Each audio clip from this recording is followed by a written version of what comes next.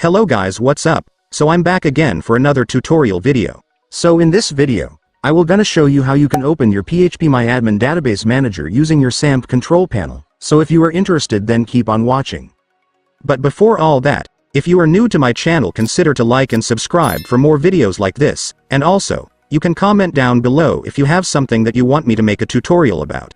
So without further ado, let's start the tutorial. So to open your phpMyAdmin database manager using your XAMPP control panel, it's actually pretty easy, just follow what I'm gonna do. So for the first step, you will need to open your XAMPP control panel.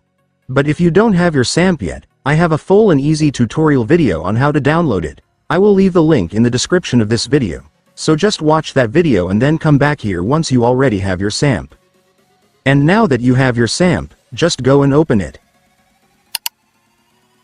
And now that you've opened your XAMPP, the next step is very easy. All you need to do is just click the start button of both the Apache and MySQL.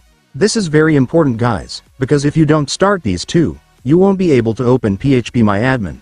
So all you gotta do is just click the start button for both of this. And now that you've started your Apache and SQL, we will now proceed to the next step. So for the next step, I want you to go to your Google Chrome or any web browser on your device, since this is where we will open our phpMyAdmin. And once you're on your web browser, next, I want you to type this on your search bar. Make sure to enter this correctly, since if you entered a single character wrong, you won't be able to open your phpMyAdmin.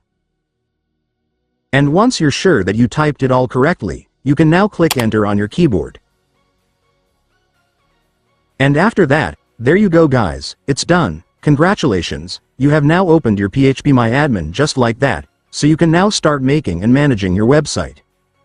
And so that's just how you do it guys. Now that you've watched this video, you can now do it yourself. So that concludes our tutorial video for today. I hope it helped you. Thanks for watching. Goodbye.